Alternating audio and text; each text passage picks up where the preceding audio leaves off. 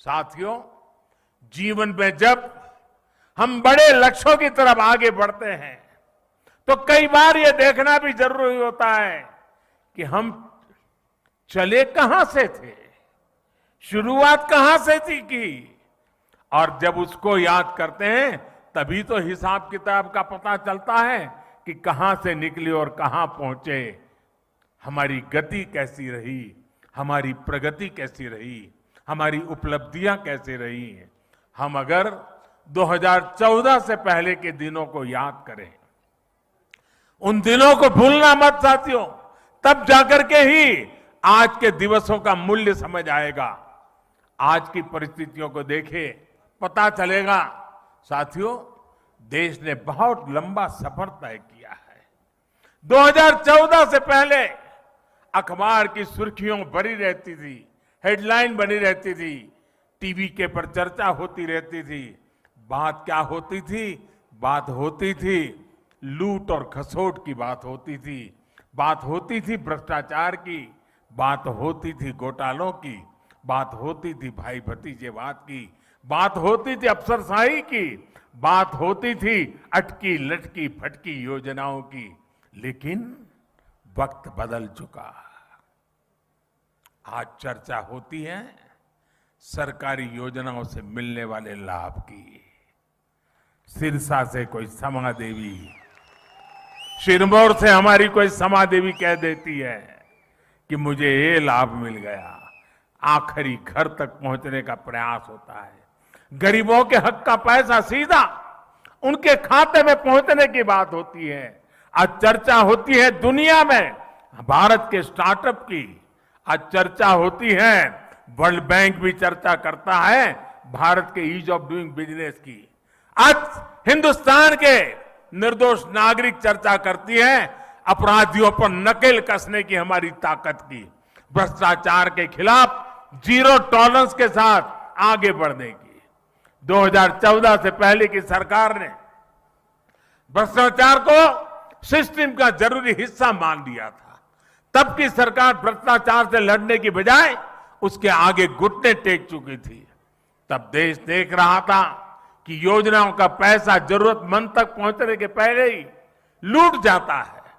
लेकिन आज चर्चा जनधन खातों से मिलने वाले फायदों की हो रही है। जनधन, आधार और मोबाइल से बनी त्रिशक्ति की हो रही है। पहले रसोई में धुआं सहने की मजबूरी थी, आज उज्ज्वला योजना से सिलेंडर पाने की सहूलियत है। पहले खुले में शौच की बेबसी थी, आज घर में शौचालय बनवाकर सम्मान से जीने की आजादी है। पहले इलाज के लिए पैसे जुटाने की बेबसी थी, आज हर गरीब को आयुष्मान भारत का सहारा है। पहले ट्रिपल तलाक का डर था, अब अपने अधिकारों की लड़ाई लड़ने का हौसला है। साथियों, 2014 से पहले देश की सुरक्षा को लेकर चिंता थी, आज सर्जिकल स्ट्राइक, एयर स्ट्राइक का गर्व है। हमारी सीमा पहले से ज्यादा सुरक्षित है। पहले देश का नॉर्थ ईस्ट अपने असंतुलित विकास से, भेदभाव से आहत था, दुखी था। आज हमारा नॉर्थ ईस्ट दिल से भी जुड़ा है और आधुनिक इंफ्रास्ट्रक्चर से भी जुड़ रहा है। सेवा, सुशासन और गरीबों के कल्याण के लिए बनी हमारी योजनाओं ने लोगों के लिए सरकार के मायने ही बदल दिए हैं। अब सरकार माई बाप नहीं है, वो वक्त चला गया। अब सरकार सेवक है, सेवक, जनता जनार्दन की सेवक है। अब सरकार जीवन में दखल देने के लिए नहीं, बल्कि जीवन को आसान बनाने के लिए काम कर रही है। बीते वर्षों में हम विकास की राजनीति को देश की मुख्य धारा में लाए हैं। विकास की इसी आकांक्षा में लोग स्थिर सरकार चुन रहे हैं, डबल इंजन की सरकार चुन रहे हैं। साथियों, 130 करोड़ भारतीयों के सेवक के तौर पर काम करने का मुझे आप सबने जो अवसर दिया, मुझे जो सौभाग्य मिला, सभी भारतीयों का जो विश्वास मुझे मिला है, अगर आज मैं कुछ कर पाता हूं, दिन रात दौड़ पाता हूं, तो ये मत सोचिए कि ये मोदी करता है, ये मत सोचिए कि मोदी दौड़ता है। ये सब तो 130 करोड़ देशवासियों की कृपा से हो रहा है, आशीर्वाद से हो रहा है, उनकी बदौलत हो रहा है, उनकी ताकत से हो रहा है। परिवार के एक सदस्य के तौर पर मैंने कभी भी अपने आप को उस पद पर देखा नहीं, कल्पना भी नहीं की है और आज भी नहीं कर रहा हूं कि मैं कोई प्रधानमंत्री हूं। जब फाइल पर साइन करता हूं, एक जिम्मेवारी होती है, तब तो प्रधानमंत्री की दायित्व के रूप में मुझे काम करना होता है। लेकिन उसके बाद फाइल जैसी चली जाती है, मैं प्रधानमंत्री नहीं रहता हूं। मैं सिर्फ और सिर्फ 130 करोड़ देशवासियों के परिवार का सदस्य बन जाता हूं। आप ही के परिवार के सदस्य के रूप में, एक प्रधान सेवक के रूप में जहां भी रहता हूं, काम करता रहता हूं और आगे भी एक परिवार के सदस्य के नाते परिवार की आशा आकांक्षाओं से जुड़ना, 130 करोड़ देशवासियों का परिवार, यही सब कुछ है मेरी जिंदगी में। आप ही हैं सब कुछ मेरी जिंदगी में, और ये जिंदगी भी आप ही के लिए है। और जब हमारी सरकार अपने 8 वर्ष पूरे कर रही है, तो आज मैं फिर से इस देवभूमि से मेरा संकल्प भी दोहराऊंगा, क्योंकि संकल्प को बार बार स्मरण करते रहना चाहिए। संकल्प की कभी विस्मृति नहीं होनी चाहिए। और मेरा संकल्प था, आज है, आगे भी रहेगा। जिस संकल्प के लिए जीऊंगा, जिस संकल्प के लिए जूझता रहूंगा, जिस संकल्प के लिए आप सबके साथ चलता रहूंगा। और इसलिए मेरा ये संकल्प है, भारतवासी के सम्मान के लिए, हर भारतवासी की सुरक्षा, उस हर भारतवासी की समृद्धि कैसे बढ़े, भारतवासी की सुख शांति की जिंदगी कैसे मिले, उसी एक भाव से गरीब, दलित हो, पीड़ित हो, शोषित हो, वंचित हो, दूर सुदूर जंगलों में रहने वाले लोग हो, पहाड़ी की चोटियों पर रहने वाले, छूट-फूट रहने वाले एक आध दो परिवार हो, हर किसी का कल्याण करने के लिए जितना ज्यादा काम कर सकता हूं, उसको करता रहूं। इसी भाव को लेकर के मैं आज फिर से एक बार इस देवभूमि से अपने आप को संकल्पित करता हूं। साथियों, हम सभी मिलकर भारत को उस ऊंचाई तक पहुंचाएंगे जहां पहुंचने का सपना आजादी के लिए मर मिट जाने वाले लोगों ने देखा था। आजादी के इस अमृत महोत्सव में भारत के बहुत उज्जवल भविष्य के विश्वास के साथ भारत की युवा शक्ति, भारत की नारी शक्ति, उस पर पूरा भरोसा रखते हुए मैं आज आपके बीच आया हूं।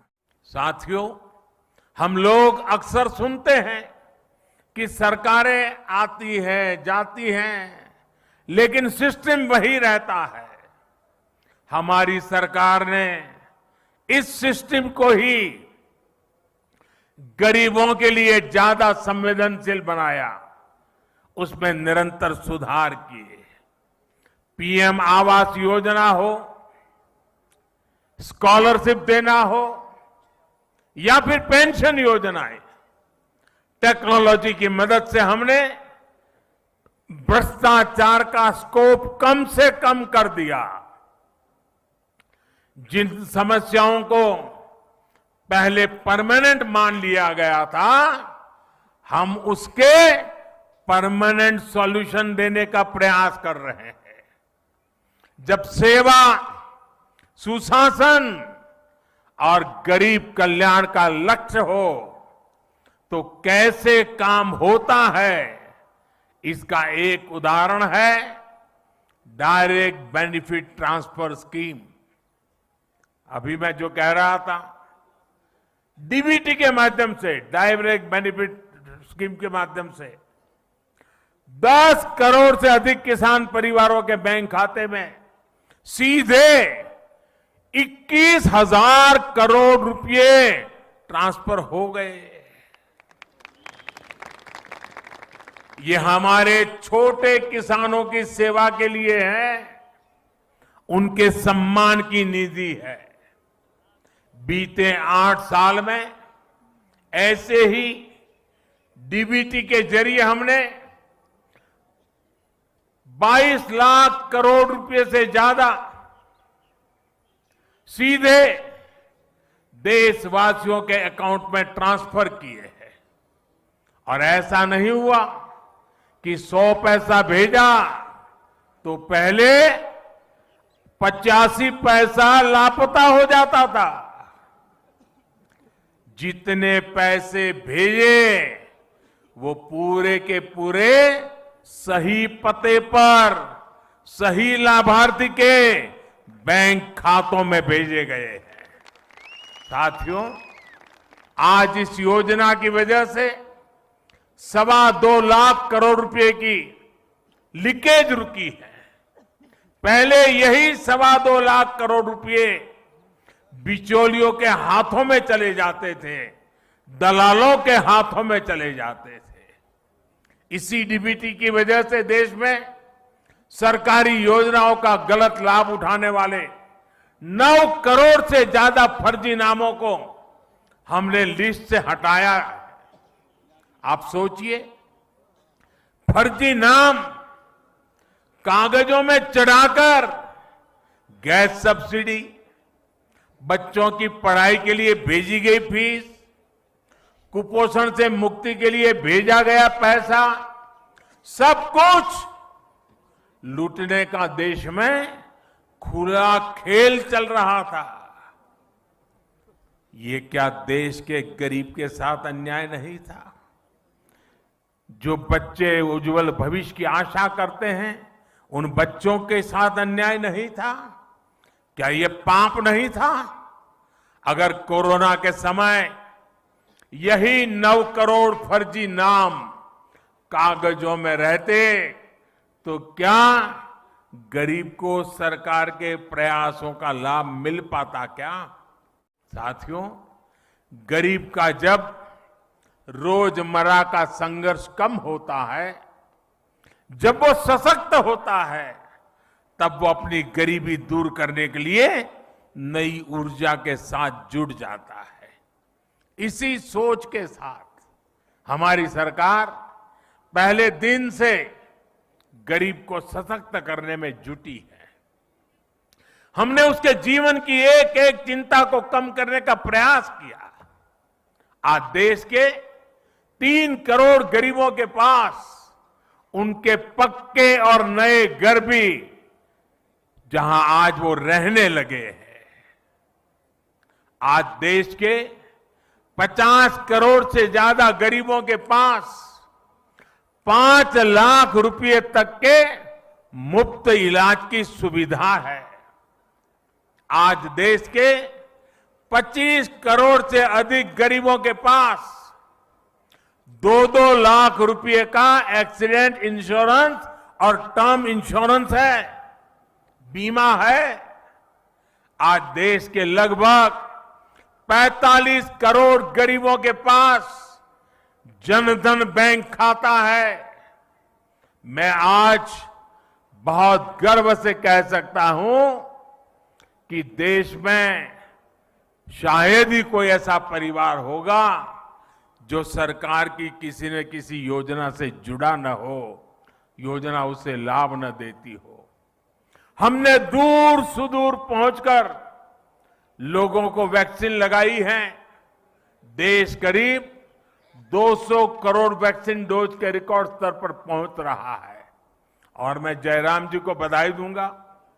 कोरोना काल में जिस प्रकार से उनकी सरकार ने काम किया है और उन्होंने ये टूरिस्ट डेस्टिनेशन होने के कारण टूरिज्म के लिए तकलीफ न हो, इसलिए उन्होंने वैक्सीनेशन को इतना तेजी से चलाया।